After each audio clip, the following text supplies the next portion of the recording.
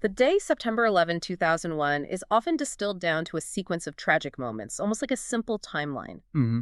But to truly understand the world-altering impact of that single morning, we have to explore all the cumulative factors. Right. It's so much more than a timeline. You have the years of calculated planning, the critical intelligence breakdowns that almost defy belief. And then the moment-by-moment chaos of the attacks themselves and the immense decades-long global repercussions that followed. Our mission here is exactly that, to take the historical record, the investigative findings, and all the policy analysis that came after and synthesize it for you. So we're going beyond just the headline facts. Way beyond. We want to explore the complex chain of causation, from the ideological roots that fueled al-Qaeda right up to the reconstruction efforts and the immense ongoing global cost of the ensuing conflicts. We want to ensure you have a comprehensive understanding, focusing on the most factual and surprising details from the records we have. That means we have to start at the beginning. Understanding that the violence of 9/11 wasn't a sudden eruption, but really the culmination of a decade-long ideological war against the United States. It was. Let's start with the motives and that initial declaration of war. The origins of al-Qaeda's war against the U.S. can be traced pretty directly back to Osama bin Laden's 1996 fatwa. His religious edict. Yes. This was his first major declaration of war, and while it was broad, the central demand was actually very specific. Which was? The immediate expulsion of all American soldiers from the Arabian Peninsula, particularly Saudi Arabia, which, contains Islam's holiest sites. And that initial declaration sort of served as a framework for what came next. It did. By 1998, they issued a second fatwa. This one was much more specific and served as the direct justification cited for the 9/11 attacks. And this subsequent statement laid out 3 core grievances, all about American foreign policy. Yes, and these weren't vague criticisms. They were very calculated accusations designed to motivate and, in their view, justify the violence against America. So what were those 3 objections? Okay, so the first was U.S. support of Israel in its conflict with Palestine. Right. The second was the economic sanctions being levied against Iraq, which al-Qaeda claimed resulted in the deaths of Iraqi children. And the third grievance. And this was perhaps the most incendiary point for their specific theological base. It was the third objection, the continued presence of U.S. military bases and troops in Saudi Arabia following the Gulf War. Which they saw as an occupation. An occupation of sacred Muslim land, exactly. Bin Laden claimed that Muslims were obliged to attack American military and civilian targets until these policies were reversed. The ultimate goal cited by al-Qaeda went beyond just killing Americans, though. They were highly strategic, at least in their own twisted view. Oh, absolutely. They openly discussed forcing the U.S. to fundamentally reevaluate its foreign policy globally. Hoping to compel the American people to choose a more, what they called, nationalistic government that wouldn't intervene in the Middle East. Exactly. But the long-term strategic goal was really economic attrition. They explicitly aimed to destroy and bankrupt the U.S. economy, which they correctly saw as the foundation of American global military power. And regarding the specific tactic of attacking skyscrapers, bin Laden later offered a startling and highly personal explanation for that. He did. You're referring to his 2004 taped statement. Yes, where he described the genesis of the idea. He claimed the idea for destroying the towers was rooted in an experience he had back in 1982. He witnessed Israel's bombardment of high-rise apartment buildings during the Lebanon War. And he said they should punish the oppressor in kind. Yes, so that America, quote, could taste some of what we tasted. This idea of proportional revenge became central to the targeting. That narrative confirms that the attacks were intended to be acts of retribution and just immense visible spectacle. And the rhetoric bin Laden used made it chillingly clear that this violence was meant to be indiscriminate. It blurred the lines between military and civilian targets. He was unequivocal on that point. In a 1998 interview, bin Laden stated plainly that they, quote, do not differentiate between those dressed in military uniforms and civilians. They are all targets in this fatwa. He rejected any moral distinction. Completely. He asserted that America itself historically didn't distinguish between civilians and military, and he would cite, for example, the nuclear bombings of Japan. And his conclusion? He concluded that America does not have a religion that will prevent it from destroying all people. This sort of intellectual justification for targeting thousands of innocents was core to their operations. And just for context, while those were the primary grievances, we should note that in his famous 2002 letter to the American people, he even included abstract environmental concerns. He did, like what he called the destructive policies of U.S. corporations. He listed that as an additional motive for the attacks, which really demonstrates the immense breadth of their perceived global conflict with the U.S.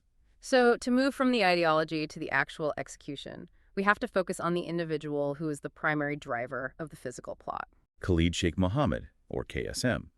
The 9/11 Commission report identified him as the principal architect. And KSM's resume was extensive, which is why he was so critical to the operation. He wasn't new to this. Not at all. He was an advisor and financier for the 1993 World Trade Center bombing, Yeah. and he was the uncle of Ramzi Youssef, the lead bomber in that initial attack. So he had a deep personal vendetta against the Twin Towers going back almost a decade before 9/11. Oh, absolutely.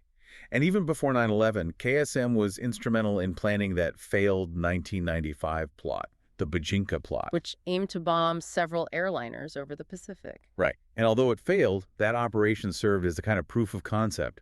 It helped refine the logistics for using aircraft as weapons. When did he first present this idea to bin Laden? He first presented the idea for using planes to hit buildings to bin Laden in 1996, but it wasn't officially approved until late 1998 or early 1999, shortly after the embassy bombings in Africa. And once it was approved, the core planning cell was established. Who was in that inner circle beyond bin Laden and KSM? Ramzi bin al-Shibh was a key figure. He was the main coordinator and facilitator. He was supposed to be one of the pilots, wasn't he? He was part of the Hamburg cell, but his repeated visa applications to the U.S. were rejected, which forced him to coordinate from afar. And then there was Mohammed Atif. Right, providing essential operational support. He helped with detailed target selection, finances, arranging travel logistics for the hijackers once they were chosen. It's important to stress, though, that bin Laden wasn't just a figurehead here. He was heavily involved in the tactical decisions. Very involved. KSM originally had a more ambitious scope, didn't he? He wanted to hit more targets. He did. KSM had suggested targeting the U.S. Bank Tower in Los Angeles as part of the plan, hoping to hit the West Coast at the same time. And bin Laden overruled him. Yes, primarily due to concerns about the logistical complexity and just a lack of time required to coordinate an additional team and target on the West Coast. He preferred to focus the attack entirely on the East Coast symbols of American power. The selection criteria for the 19 hijackers revealed the tactical sophistication of the plot.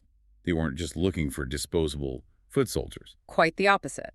For the 4 men who would serve as the pilots, Mohammed Atta, Marwan al-Shehi, Ziad Jarrah, and Hani Hanjour, the criteria were very stringent. What were they looking for? They had to be educated, speak English fluently, and critically have recent experience living in the West. That would allow them to blend in easily and navigate flight schools and airports. And that search led them directly to the radicalized group known as the Hamburg cell in Germany. Right.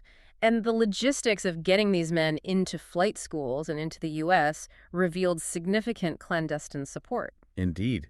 The source documents detail that 4 men ultimately served as the pilots, and they entered the U.S. primarily between 2000 and early 2001. And Hani Hanjour was a bit different from the others. Yes, he already had a commercial pilot's license, though he was known for having poor flying skills and difficulty with English.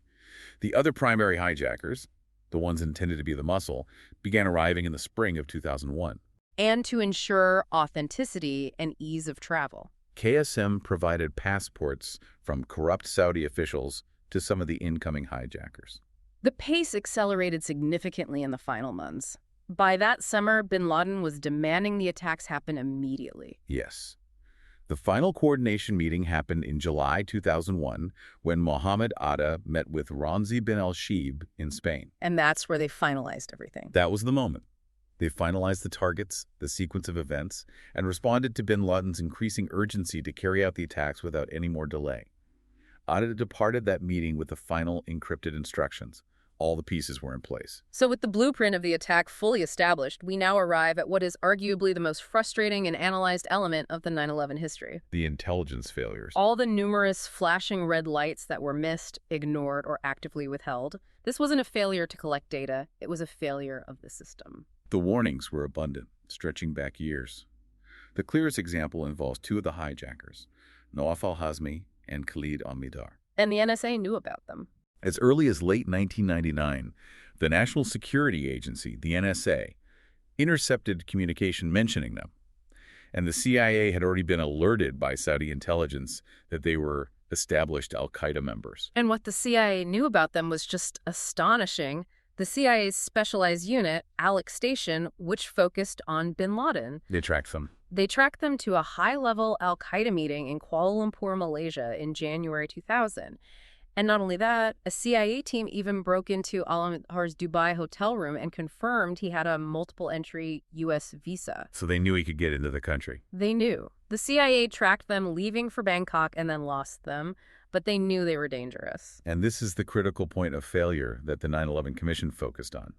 The CIA shared this intelligence with other foreign intelligence agencies worldwide, but not with the Federal Bureau of Investigation. Not the FBI, which is responsible for domestic security. Right. There was an FBI liaison to the CIA who, after learning that these two known al-Qaeda operatives were in the United States, asked for permission to inform the Bureau so they could be tracked.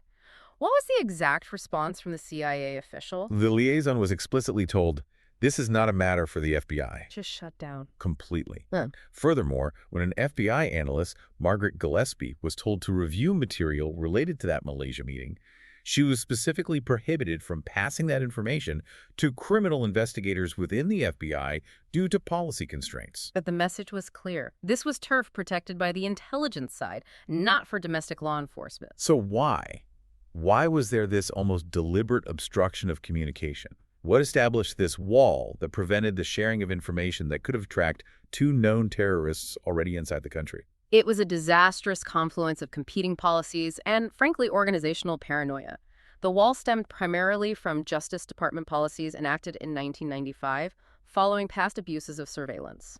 Okay, so the rules were designed to separate intelligence gathering, which operates with more latitude, from criminal investigations, which have to adhere to strict Fourth Amendment protections for use in court. In other words, the fear was that if intelligence agents shared their methods like wiretaps with criminal investigators, those methods might be revealed in a criminal trial. And that would compromise the CIA's sensitive sources and methods globally. Precisely. This created an impenetrable legal and operational barrier, the wall, separating the intelligence community, so CIA and NSA, and domestic law enforcement, the FBI. And later, then Attorney General John Ashcroft testified about this. He did. He recalled that this bureaucratic wall was, in his assessment, the single greatest structural cause for the September 11th problem. It made the FBI blind. It rendered the FBI blind to two active al-Qaeda operatives living openly in San Diego and training on American flight simulators. If the wall was the structural cause, the specific warnings that were subsequently ignored, they really demonstrate a profound failure of imagination and urgency in the summer of 2001. Even when the pressure was mounting. Indeed. By July 2001, senior counterterrorism officials were sounding full-volume alarms. Richard Clark, the National Coordinator for Security and Counterterrorism, testified that he was convinced that a major series of attacks was about to come. So he put all domestic agencies on full alert. He did, and warned them, something spectacular is going to happen here, and it's going to happen soon. But specific actionable intelligence that could have linked the dots was still being dismissed or lost at FBI headquarters. Let's look at the famous Phoenix memo. The Phoenix memo, sent in July 2001 by a Phoenix-based FBI agent, Kenneth Williams, was just chillingly prescient. What did it say? He specifically warned FBI headquarters about the possibility of a coordinated effort by Osama bin Laden to send students to the United States to attend civil aviation universities and colleges. He recommended an immediate nationwide effort to identify and interview all Arab students seeking flight training. An incredible warning, yet what was the response from headquarters? The warning was reportedly reviewed by only 2 agents who failed to share it widely or follow up on Williams's recommendation for a nationwide inquiry. So it was essentially shelved. It was shelved in the chaos of FBI bureaucracy, seen as an isolated field report rather than a potential key to a major threat. And this pattern continued up to the highest levels of government.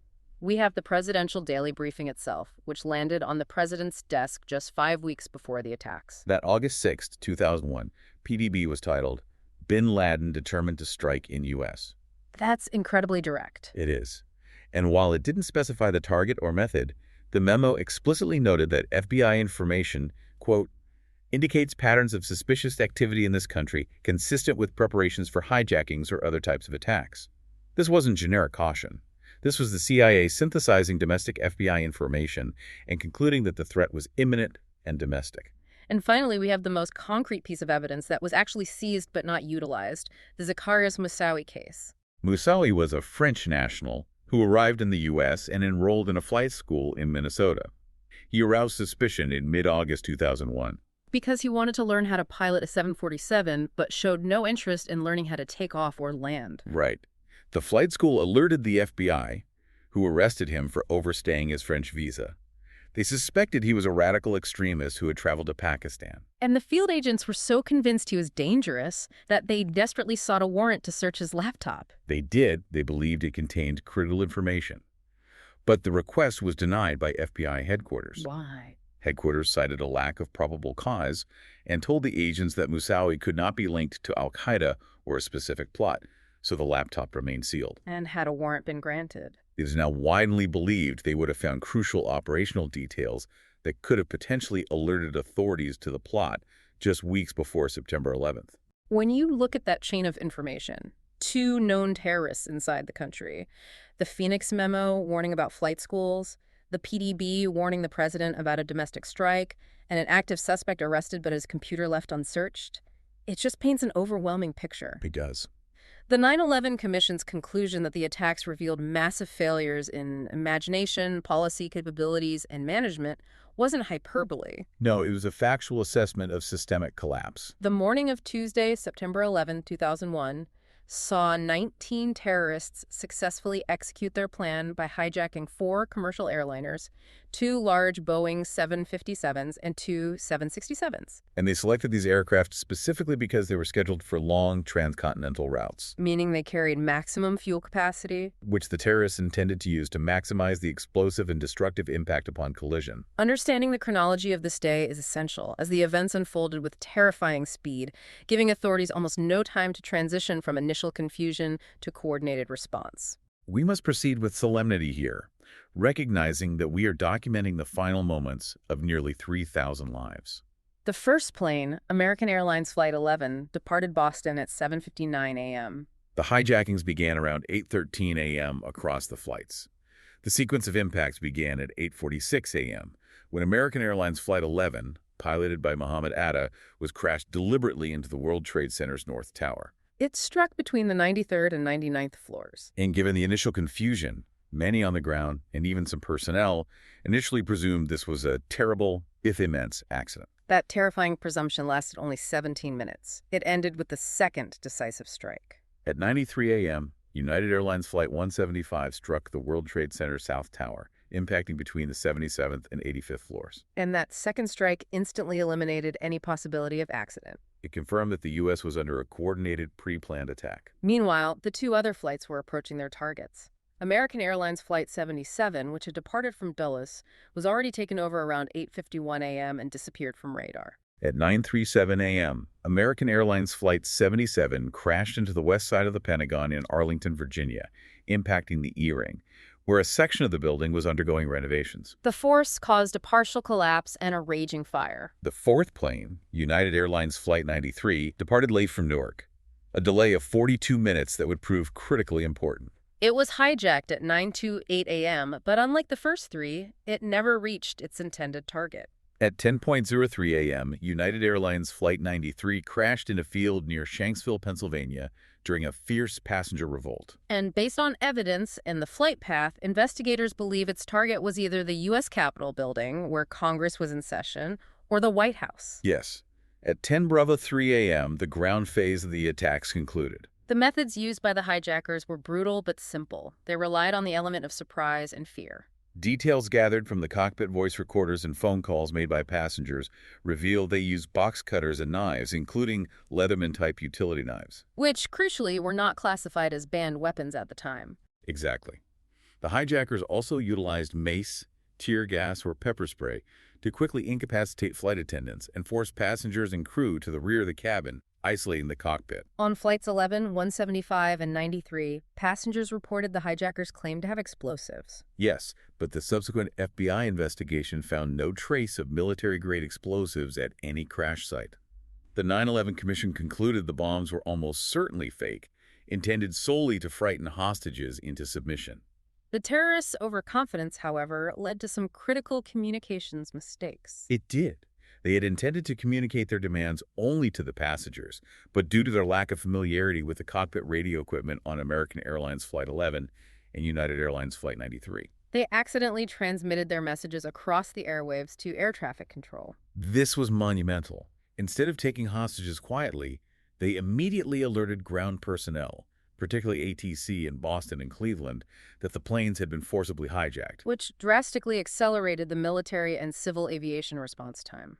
Even if that response was ultimately too slow to stop the impacts. The story of Flight 93, delayed by those 42 minutes, became the most powerful narrative of defiance that day. Absolutely. Because they were airborne longer, passengers and crew were able to use airphone calls to the ground to learn that the previous 3 planes were not being used for negotiation, but as guided missiles. They realized they were facing a suicide mission. And that realization spurred remarkable collective courage. Passengers and crew organized an uprising at 9:57 a.m., deciding to fight back instead of being passive victims. Drawing on reports of their final moments, we know they used a food cart as a battering ram. And began fighting their way down the aisle toward the cockpit. Fearing the passengers would gain control, the hijackers, led by Ziad Jarrah, rolled the plane onto its back and pitched it into a rapid nosedive to prevent its capture. Crashing into that field just 20 minutes flying time from Washington, D.C. Their sacrifice saved what would have been another devastating attack on the nation's capital. In New York, the initial strikes were followed by the terrifying sight of the complete, catastrophic collapse of the Twin Towers, a structural failure that shocked engineers across the globe. The timing is telling. The South Tower, struck at 9:03 a.m., lasted 56 minutes before collapsing at 9:59 a.m. And the North Tower, struck first, actually lasted longer. It did. It was struck at 8:46 a.m. and lasted 1 hour, 41 minutes, and 53 seconds before collapsing at 10:28 a.m. And crucially, the collapse of the North Tower caused massive debris that struck the nearby 47-story 7 World Trade Center. Starting fires there, which burned for nearly 7 hours until it, too, suffered a complete collapse at 5:21 p.m. The National Institute of Standards and Technology, or NIST, conducted an exhaustive study on the physics of the collapse. What was their core finding regarding why these buildings, which were designed to withstand a jet strike, actually came down? NIST concluded that the initial jet impacts did not inherently bring the buildings down. In fact, as one investigator noted, the buildings did amazingly well against the impact force itself. The problem was the fire. The problem was fire. The plane's impacts stripped away the spray-on fireproofing insulation from the core steel columns. The subsequent office fires, fueled by the jet fuel and office materials, burned relentlessly, softening the now exposed steel. And once that steel softened, the floors began to sag under the weight of the debris and the heat. When the floors sagged, they exerted increasing inward tension on the exterior support columns, pulling them inward until they buckled. Which initiated a rapid, progressive collapse from the top down. Yes, it was sustained fire and gravity, not the initial impact, that destroyed the structures. While this was happening, the air authorities were struggling to regain control. The Federal Aviation Administration, the FAA, took a truly unprecedented step. At 9:42 a.m., the FAA took the extraordinary measure of grounding all civilian aircraft within the continental United States. They invoked an emergency protocol known as SCATANA, which stands for the Security Control of Air Traffic and Air Navigation Aids, for the first time in U.S. history. This effectively turned off the nation's entire commercial air traffic system. And what did that entail for flights already in the air? It meant that all flights were immediately ordered to land at the nearest airport. No new takeoffs were permitted until September 13th. And international flights. All international civilian flights already crossing the Atlantic or Pacific were either turned around mid-flight or diverted to other countries, primarily Canada. Canada's response, known as Operation Yellow Ribbon. It involved handling about 500 unexpected international flights and tens of thousands of stranded passengers with immense logistical effort and hospitality. The military response, however, was hampered by the same systemic communication breakdown we saw in the intelligence reports. Absolutely. Though fighter jets were scrambled from bases like Otis Air National Guard Base in Langley, NORAD, the North American Aerospace Defense Command, had almost no situational awareness. Because of slow FAA communication. Yes. The military was notified of 3 of the 4 crashes only after they had already impacted. Confusion reigned. There were false alarms about other hijacked flights, even unconfirmed reports of ground attacks, like a supposed car bomb at the State Department. And what about Vice President Dick Cheney's shoot-down order, the authorization to shoot down any positively identified hijacked commercial aircraft? That order was issued too late. How late? Cheney's order went out around 10:20 a.m. That's 8 minutes after Flight 93 had crashed, and just 8 minutes before the North Tower collapsed. By the time the order could be confirmed and passed down the chain of command, all 4 terrorist aircraft were already destroyed. The human cost of September 11, 2001 is a central focus of remembrance. We recognize the resilience of those who survived and offer our sincere sympathy for the immeasurable losses endured by the victims, their families, and the first responders. The official total death toll, tragically, was 2,977 victims, excluding the 19 hijackers. And that figure is comprised of the 265 people on the 4 planes.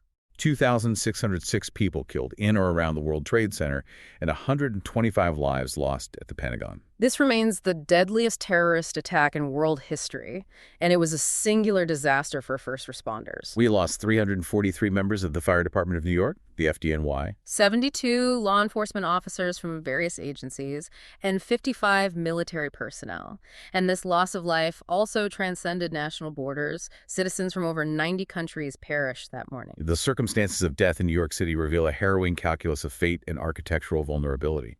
In the North Tower, the initial jet impact destroyed all 3 staircases, Making escape from above the 92nd floor virtually impossible. It is estimated that between 1,344 and 402 people at or above the impact zone perished instantly or in the subsequent fire and collapse. The South Tower provided a fleeting, tragic exception. Approximately 600 people were on or above the 77th floor when Flight 175 struck. However, only one of the 3 staircases, Stairwell A, survived the impact, allowing a small number of people to attempt escape. How many made it out? Remarkably, 18 people from above the 77th floor were able to navigate the rubble and fire down Stairwell A and make it out alive. One of those survivors was Stanley Pramnath, an executive who saw the plane coming directly at his office. He was buried by debris, but was pulled out and led to safety through that damaged staircase. Yet the failure to order a full evacuation of the South Tower immediately after the North Tower was struck remains one of the greatest tragedies of the day. Because the Port Authority and other agencies advised occupants in the South Tower that they were safe and should stay put during that critical 17-minute window. And that meant the estimated 600 people above the impact zone who might have otherwise fled were tragically caught when the second plane struck. And the circumstances for hundreds of others were just unbearable. Source documents note that more than 200 people were forced by the intense heat, fire, and smoke to jump or fall to their deaths from the upper floors to escape the inferno. The sheer scale of loss to single organizations was also shocking. Most notably, the investment bank Cantor Fitzgerald, which lost 658 employees, more than any other single employer in the complex. The day of terror may have ended at 10:28 a.m., but the suffering continued, transitioning into a long-term public health crisis centered on the toxic exposure at Ground Zero. The collapse of the towers released hundreds of thousands of tons of pulverized toxic debris into the air. This toxic cloud contained an alarming cocktail of over 2,500 contaminants. Things like lead, asbestos. Lead, asbestos, cement dust, mercury, and known carcinogens like dioxins. This material settled across lower Manhattan, impacting residents, workers, and first responders. And it is a sobering fact that the air quality did not return to pre-9/11 levels until June 2002. This toxic exposure resulted in a severe and ongoing health crisis. Today, it is estimated that over 18,000 people have developed related illnesses, ranging from respiratory and digestive disorders to various forms of cancer. And we have already reached a heartbreaking and profoundly tragic milestone with the FDNY. Yes. The Fire Department of New York has now lost the exact same number of members, 343 individuals, to 9/11-related illnesses, as died on the actual day of the attacks. This ongoing loss just underscores the severe, lasting consequences for the dedicated men and women who served in the recovery effort. It's important to analyze the differences in protocols that emerged in the source materials, particularly the contrast between the Port Authority Police Department, the FDNY, and the NYPD regarding long-term illness. The difference in operational strategy seems stark. It is. The Port Authority Police Department, or PAPD, which had direct jurisdiction over the World Trade Center complex, implemented a strategy focused on limiting exposure. How so? Their officers were quickly provided with industrial-grade respirators, and the department drastically limited personnel rotation. So they intentionally kept the same small group of 30 to 40 highly trained officers stationed at the pile.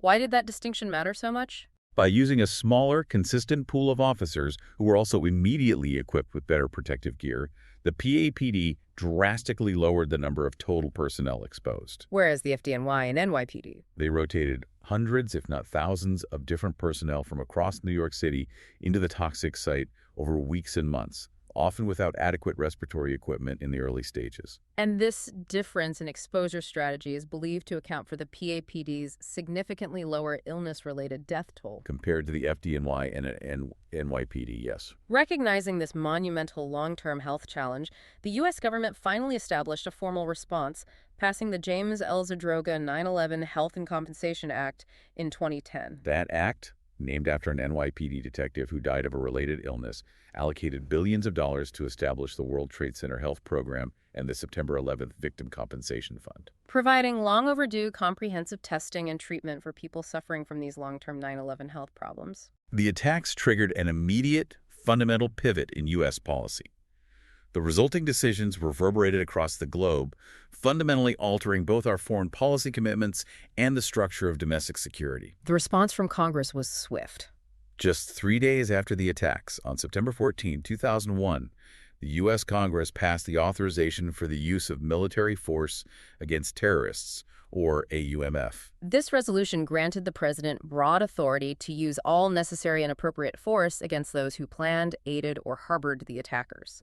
And the AUMF is not just a piece of history, it's a living document. Crucially, yes, it is the legal basis for all subsequent operations in the War on Terror and remains in effect today, decades later. Its broad language has allowed 4 successive administrations to justify military action against groups that did not even exist on 9/11, like ISIS, as long as they could be linked to the original actors. Internationally, the attacks triggered a historic response from the NATO alliance. NATO invoked Article 5 of the North Atlantic Treaty for the first and only time in the organization's history. Article 5 stating that an attack against one member is considered an attack against all, signaling immediate and unified solidarity with the U.S. That solidarity quickly transitioned into military action. The U.S. military path began with the war in Afghanistan on October 7, 2001. The initial target was the Taliban regime for harboring al-Qaeda leadership, specifically Osama bin Laden. But the scope of the subsequent war on terror expanded far beyond Afghanistan. Far beyond. It came to encompass protracted and complex conflicts in Iraq, Pakistan, Syria, Yemen, Libya, and Somalia. To speak plainly, the global cost of this response is almost incomprehensible in raw numbers. The source material draws on research from the Costs of War Project, which attempts to quantify this fallout. The numbers are staggering.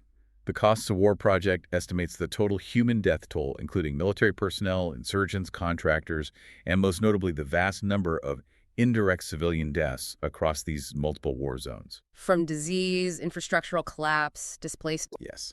That total is between 4.5 and 4.6 million people. Furthermore, these conflicts caused the massive displacement of 38 million people worldwide. And what was the financial cost to the U.S. Treasury for waging this extended global conflict? The total direct and indirect cost to the U.S. has been calculated at an estimated $8 trillion. An astronomical figure. It is. And it includes current war spending, but also future obligations, like lifetime care for wounded veterans and interest on the debt incurred to fund the wars. It's a monumental figure that dwarfs the estimated initial financial damage of the attack itself. Domestically, the government performed the largest restructuring in American history since World War II. Yes. The Homeland Security Act of 2002 created the Department of Homeland Security, or DHS. Consolidating 22 different federal agencies, including the Coast Guard, Secret Service, and FEMA, under one massive umbrella to coordinate domestic anti-terrorism efforts. And we also saw the rapid passage of the USA Patriot Act. The uniting and strengthening America by providing appropriate tools required to intercept and obstruct terrorism act. Right. And that immediately drew intense criticism from civil liberties groups. What were the primary concerns? The main concerns centered on its sweeping new powers. Critics argue that the act violated the Fourth Amendment by allowing the government broad access to citizen records, including library records, medical history, financial data with reduced judicial oversight. And it also allowed for detention without charges. Yes, it allowed the government to detain foreign terror suspects for up to a week without formal charges, raising severe due process questions.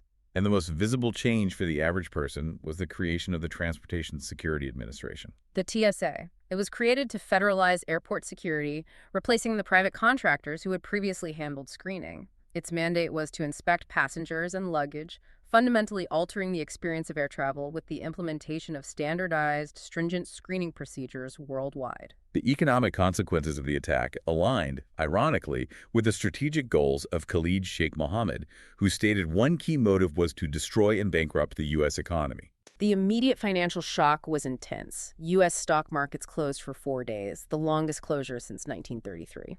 And when they reopened on September 17th, The Dow Jones Industrial Average dropped 7.1%, marking its largest one-week point drop in history at that time.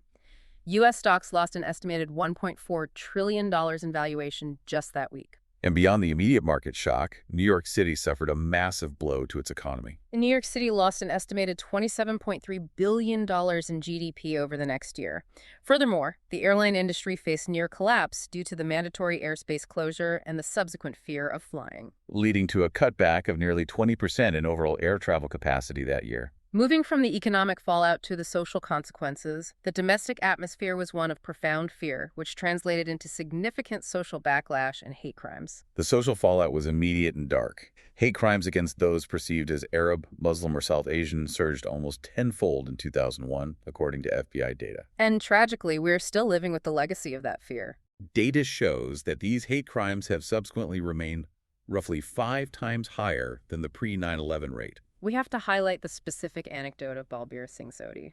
Balbir Singh Sodhi, a Sikh man who worked at a gas station, was tragically murdered in Mesa, Arizona, just 4 days after the attacks. A hate crime. Yes, he was targeted and killed solely because his turban led his attacker to mistake him for a Muslim or an Arab. This incident quickly became a horrific symbol of the domestic social fallout. And this climate of fear also led to significant discrimination. A 2002 poll showed nearly half of Muslim Americans believed their lives had changed for the worse since 9/11. Finally, we should review the diverse range of international political responses, noting that not everyone reacted with uniformity. The overwhelming majority of nations, including key U.S. allies, denounced the attacks and offered immediate support and solidarity. But the government of Iraq under Saddam Hussein was a notable exception. Yes, issuing an official statement that the American cowboys are reaping the fruit of their crimes. Conversely, the reaction in Iran, despite decades of severe geopolitical tension with the U.S. government, was one of unexpected sympathy. It was. Iranian citizens gathered spontaneously in front of the Swiss embassy to express their condolences, and some held candlelit vigils expressing sorrow for the thousands of lost American lives.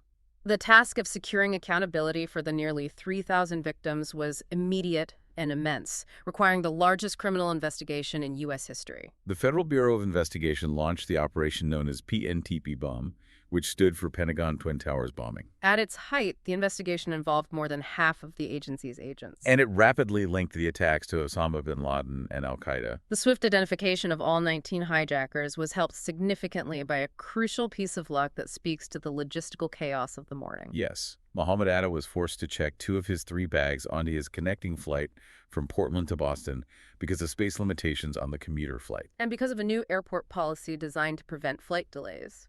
The luggage failed to make it onto Flight 11. That recovered luggage contained the hijackers' names, their assignments, their final will and testament letters, and critical information connecting them to al-Qaeda. Without that recovery, the identification process would have taken vastly longer. While bin Laden was ultimately killed by U.S. forces in Pakistan in 2011, the principal architect, Khalid Sheikh Mohammed, was arrested in Pakistan in 2003. KSM's detention and legal status are highly complex and controversial. During U.S. military hearings in 2007, KSM confessed, stating that he was responsible for the entire 9/11 operation from A to Z. And he claimed to have personally decapitated Wall Street Journal reporter Daniel Pearl and masterminded dozens of other plots. But despite his confession, KSM and his co-conspirators, including Ramzi bin al-Shibh, who was captured in 2002, have remained in legal limbo at Guantanamo Bay for 2 decades. Why has the trial not moved forward? The key sticking point is the use of evidence gathered through what the CIA officially designated as enhanced interrogation techniques, Which were widely recognized as torture. Exactly. The legal system has struggled to reconcile the need for justice with the need to adhere to due process, resulting in endless pretrial litigation. And most recently, a potential plea deal, which would have seen the defendants accept a life sentence, avoiding the death penalty, was being negotiated. But it was subsequently revoked by the U.S. Defense Secretary in August 2024, leaving the legal status unresolved yet again. Beyond the direct conspirators, there is the enduring and politically charged controversy over alleged Saudi government involvement. A 2002 congressional inquiry produced 28 classified pages focused on foreign government facilitation. Those 28 pages were classified for years by the Bush administration, citing national security concerns. Their eventual declassification and release revealed the intelligence community had information about potential logistical support provided to the hijackers by individuals connected to the Saudi government. Specifically, documents like File 17 named Saudi officials, including suspected Saudi intelligence officers in the U.S. Who may have assisted hijackers Nawaf al-Hazmi and Khalid al-Mutar upon their arrival in San Diego. And this debate led directly to U.S. law. It did. The controversy fueled the passage of the JSTA law, the Justice Against Sponsors of Terrorism Act. This act removed sovereign immunity in terrorism cases, allowing victims' families and survivors to sue the Saudi government for its alleged role in the attacks. The Saudi government continues to deny any involvement, but the legal framework is now in place for these civil suits to proceed. In the aftermath of the attacks, Mayor Rudy Giuliani stated, "We will rebuild, the skyline will be made whole again." That promise has largely been fulfilled, but it has taken nearly a quarter century. Reconstruction efforts were bifurcated. The damaged section of the Pentagon was rebuilt and occupied within a year of the attack, demonstrating a rapid response. But at ground zero, reconstruction faced significant political and financial delays. It didn't truly begin until late 2006. One World Trade Center rose on the site, symbolically reaching its final height of 1,776 feet in 2013, a nod to the year of American independence, and opening in 2014. What is the status of the complex today? 3 of the planned major towers, 1, 3, and 4 World Trade Center, are complete and open. The St. Nicholas Greek Orthodox Church, destroyed in the collapse of 2 World Trade Center, has also been fully reconstructed and reopened in 2022. But 2 World Trade Center remains unfinished. Yes, as of 2025, it's awaiting a major anchor tenant to finalize construction. Crucially, the focus has also been on remembrance, creating physical spaces for collective mourning and memory. In New York, the National September 11 Memorial Museum is a powerful and necessary site. The memorial features 2 massive reflecting pools set within the original footprints of the Twin Towers, with the names of all the victims inscribed in bronze panels surrounding the water. It's a profoundly moving, contemplative space. And we can't forget the sphere. The sphere, the massive bronze sculpture that stood between the original towers, was recovered from the rubble largely intact, though visibly scarred. It now stands as a powerful symbol of resilience and survival, installed as a monument at Liberty Park overlooking the site. And the Pentagon Memorial. That features 184 benches, one for each person killed there, specifically arranged to face the point of impact. And finally, the Flight 93 National Memorial in Pennsylvania. That site is marked by a visitor center overlooking the crash site, with the key feature being the white marble wall of names, which is meticulously aligned beneath the actual path of the final heroic flight of the aircraft. These memorials ensure the victims and the extraordinary sacrifice of that day are preserved in the national memory. Our comprehensive exploration of the source documents has revealed not just the coordinated nature of the attacks, but that 9/11 was truly a devastating culmination of ideological warfare and profound systemic organizational failures within our own intelligence apparatus. And the consequence was a single day of violence that initiated monumental and still ongoing global effects that vastly exceeded the physical damage of the initial strikes. If we connect that final point back to al-Qaeda's stated aim, which was to destroy and bankrupt the U.S. economy, and then factor in the total cost of the subsequent war on terror, which we now estimate stands at $8 trillion and continues to draw massive resources and policy attention, what critical lessons should policymakers today draw regarding measuring strategic success and, more importantly, avoiding economic exhaustion when confronting future non-state actors? Thanks for listening.